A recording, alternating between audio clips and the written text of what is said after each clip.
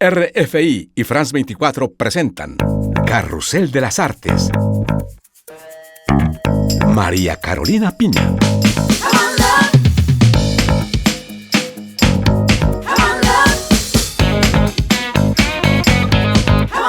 Un gusto saludarles en este número especial de nuestro programa. Hoy hemos tomado los espacios de la librería Issy de París para hablarles de un libro que nos habla de las monjas de los siglos XVI y XVII, un tema que podría parecer lejano. Sin embargo, las autoras de este libro nos dicen con bastante humor que esas mujeres reclusas tienen mucho en común con las féminas que somos hoy. El libro se llama Instrucción de novicias y son las autoras Ana Garriga y Carmen Urbita, que tenemos en el día de hoy aquí con nosotros. ¿Cómo están? Hola, muy bien, felices de estar aquí. Muy contentas, muchas gracias. Ana Carmen, ustedes son amigas, investigadoras, estudiaron durante muchos años a estas monjas del barroco y nos presentan casi como una guía de supervivencia.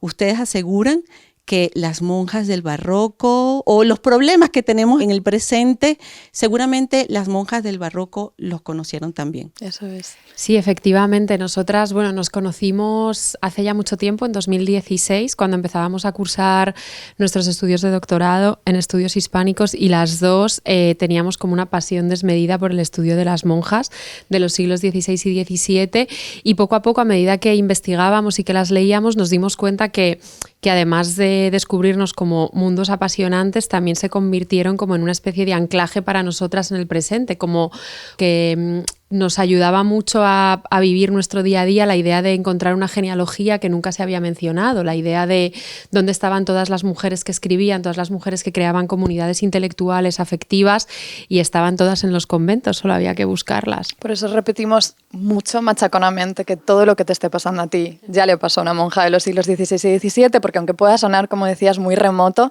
absolutamente todo, hasta lidiar con un superior, un jefe, en su caso un confesor bastante molesto, o tener que lidiar pues, con las relaciones de amistad, que a veces pueden ser complicadas, todo ya lo vivieron. De otra manera, desde luego, pero mucho menos diferente de lo que pudiera parecer. Sí, porque además lo que ustedes explican es que en esos conventos, en esas órdenes religiosas, hacían comunidad, y como comunidad tenían que ocuparse de muchas cosas. Hay amistad, por supuesto, había que administrar el convento, buscar financiación para mantenerse a flote. Todo eso es un poco parecido a lo que conocemos hoy. Creo que de hecho uno de los aspectos que has mencionado y que creo que es de algo que a nosotras cuando lo empezamos a estudiar y lo descubrimos nos llamó mucho la atención es el nivel de conocimiento de cultura económica que tenían las monjas, porque claro, los conventos muchas veces funcionaban como instituciones de crédito y aun si no funcionaban como instituciones de crédito necesitaban saber financiarse, o sea, llevar unas cuentas muy higiénicas. La contabilidad. Claro, llevar unas cuentas muy higiénicas, entonces las monjas,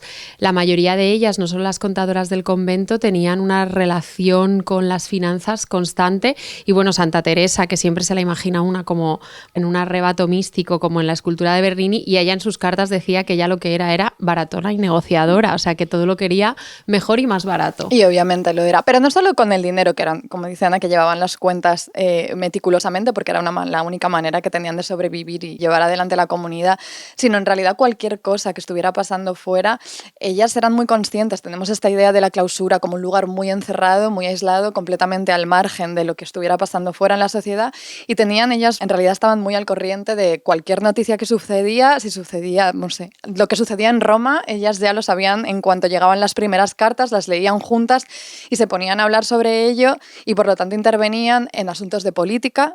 Hablamos de alguna monja que se cartea con el rey Felipe IV y le da consejos de diplomacia incluso, de asuntos financieros, pero también, no sé, como de asuntos científicos, cartográficos, o sea, como que estaban muy, muy al día ellas. Uh-huh. Y algo que uno descubre con este libro es que la vida en el convento no es forzosamente las mujeres que querían hacer una vida religiosa o casarse con Dios.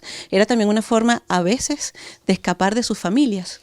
Es verdad que en esos tiempos, y las propias monjas los declaran, que aunque había muchas que entraban por devoción, muchísimas otras simplemente entraban al convento porque era lo más parecido que había a una vida en soledad y con cierta autonomía, un refugio para la escritura o simplemente la única manera de huir de pues no morir después de 10 partos a los 35 años, estar al margen de maridos que muchísimas veces mantenían relaciones abusivas con sus esposas, o como dices tú siempre, simplemente porque sus hermanas, amigas y vecinas ya habían entrado al convento y era la manera de perpetuar la comunidad. Una manera de huir de un mal marido, eso claro, también. Sí. Contamos el caso de la madre de María de Jesús de Ágreda, directamente decidió ella estaba casada, tenía hijos, pero decidió de pronto que se le había aparecido la Virgen y le había dicho que directamente su casa tenía que convertirse en un convento. Entonces mandó a su marido a convertirse en fraile, a sus hijos también, y se quedó con su hija en su casa convertida en convento. Pues quizá era la manera más cómoda de librarse de un mal matrimonio. Y una manera también de acceder a los estudios, acceder a la ciencia. Una de las primeras madres o religiosas de las que hablan es Juana Inés de la Cruz, poetisa, científica, filósofa. Eran mujeres eruditas.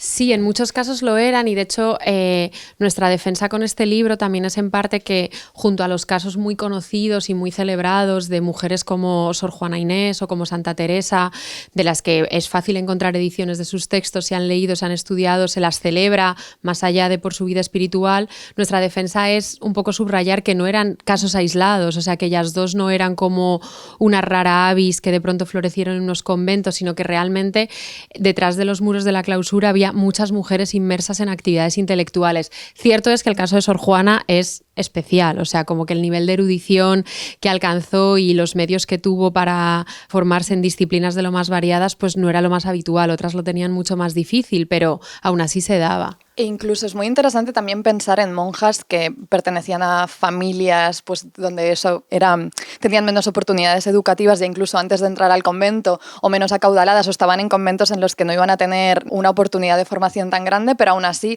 existía la práctica de escritura también como parte del ejercicio confesional, era algo que sucedía muy a menudo para todas estas monjas. Entonces hablamos mucho de una Agustina Recoleta de México, María de San José, que aprendió a escribir en el convento con 33 años, muy, muy tardíamente, pero aún así escribió miles y miles de páginas. No tiene ni punto de comparación con la erudición de Sor Juana, pero supo cómo hacer de la escritura una herramienta para la supervivencia dentro de la clausura. Instrucción de novicias está dividido en varios capítulos, el amor, el trabajo, y hay 2 capítulos muy, muy interesantes sobre la amistad que se hacían en esos conventos y también el amor, y también podía haber amor entre religiosas.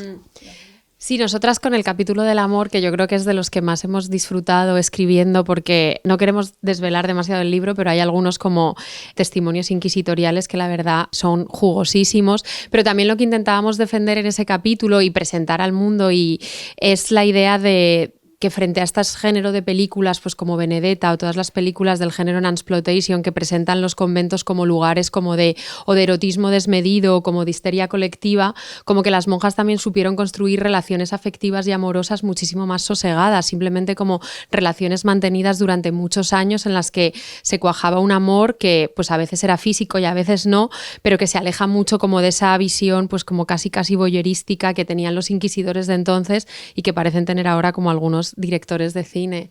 Hablamos de todo tipo de relaciones, son relaciones amorosas, pero también está la fantasía de alguna relación amorosa que pudiera haber existido y quizá no, porque hay algunos casos de los que hablamos en ese capítulo en los que tenemos palabras textuales y muy detalladas de un proceso inquisitorial, pero luego hay otros casos como el pequeño fanfiction que nos permitimos con Sor Juana y la Condesa de Paredes, en los que nunca se sabe, pero intentamos abrir la vía, imaginar otros pasados posibles que siempre se han leído de la misma manera y donde quizá también haya como un resquicio para crear otras genealogías alternativas. Ana y Carmen, ustedes después de todo este estudio han tenido como un aprendizaje de esas monjas. ¿Ese aprendizaje lo practican en su vida todos los días? Claro que sí. A ver, algunos más y otros menos. Por ejemplo, uno que realmente hemos puesto en práctica cuando en alguna circunstancia vital nos hemos visto en la tesitura de tener que mandar pues como algún email en el que teníamos realmente como que presentarnos como personas asertivas y poco complacientes, que lo somos bastante, tanto Carmen como yo. Y recuerdo un contexto concreto en el que nos miramos mutuamente y dijimos, si las monjas eran capaces de plantarle cara a sus confesores, jugándosela mucho más que nosotras, porque nadie nos va a llevar a nosotras a la Inquisición, somos capaces de escribir este email. Entonces yo creo que sí que intentamos aplicar los consejos. A veces son consejos muy específicos y a veces también es una manera que es lo que intentamos trasladar. Ojalá a las lectoras les llegue como esa idea de muchas prácticas, muchas costumbres, muchos casi vicios que tenemos en el siglo XXI hoy en día, que tienen que ver desde scrollear infinitamente en TikTok a muchísimas cosas que hacemos en nuestro día a día. Ojalá encontrar así un poquito de sosiego y mirarnos quizá con menos dureza y pensar desde ahí otras ideas. Pues en todo caso, yo les confieso que he aprendido muchísimo leyendo instrucción de novicias y espero también yo poder aplicar esa sabiduría de las monjas en mi día a día. Muchísimas gracias, Ana Garriga y Carmen Urbita, por haber estado con nosotros. Y nosotros damos ahora paso a nuestra crónica musical con Natalia Olivares, quien nos presenta a otra poetisa y cantante con una voz muy particular. Se llama Clara Isé.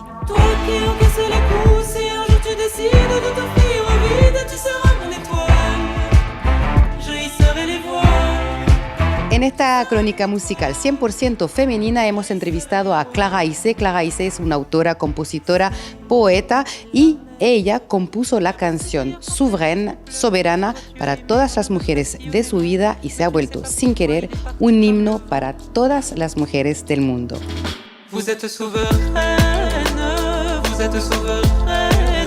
Yo escribí esa canción para agradecer a diferentes mujeres en mi vida, mujeres que tienen un coraje de la vida cotidiana y entonces para mí era muy importante de agradecerles y de decirles que fueron tan importantes para mí en la vida y que me dieron mucho coraje. Y entonces la escribí así y fue muy bello de ver en los conciertos y también como en el 8 de marzo y todo que a veces como se transformó un poco en algo colectivo, en un himno un poco, ¿sí?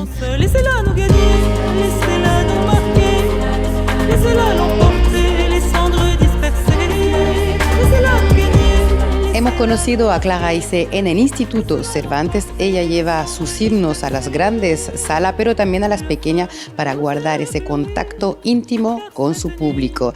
En su álbum Océano Nox, ella nos lleva por una travesía tanto poética que filosófica. Yo escuché muchísima música como de cantantes, como de mujeres desde pequeña y siempre fue muy emocionada con las voces singulares, con las voces que tienen como algo, no sé, de salvaje. Y escuché mucho a Chabela Vargas, escuché mucho a Mercedes Sosa, Violeta Parra mucho, también a Björk, también a Janis Joplin, a Nina Hagen, a Nina Simone, obviamente. Tu penses que je suis sage, je maîtrise les mirages. Gracias, Natalia Olivares, y con la música de Clara Isé vamos a despedir este programa muy femenino que tuvimos el agrado de presentarles. Merci beaucoup et au revoir. Qui coule dans mes veines, tu aurais peur. Si tu savais la chienne que je cache à l'intérieur, tu aurais peur. Si tu savais la haine qui coule dans mes veines, tu aurais peur. Si tu savais la chienne que je cache à l'intérieur. Tu parles de ma résilience, mais tu ignores combien je pense que la colère et l'arrogance nous soignent autant que le silence. Toi qui crois que je maîtrise ma vie, je la déréalise. Et quand la peur me paralyse, je chante et j'éloigne la crise. Si tu savais la haine qui coule dans mes veines, tu aurais peur. Si tu savais la chienne que je cache à l'intérieur, tu aurais peur. Si tu savais la haine qui coule dans mes veines, tu aurais peur. Si tu savais la chienne que je cache à l'intérieur.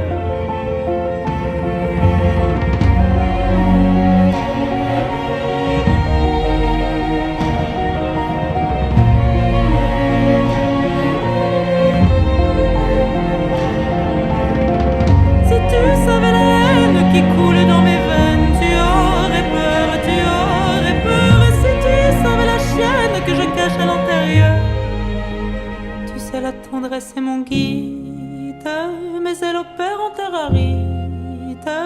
ceux qui m'aiment ont le cœur solide et l'amour des choses candides. Si la mesure nous fatigue, à se sauver on est rapide. Nos chevaux on les débride et on s'élance dans le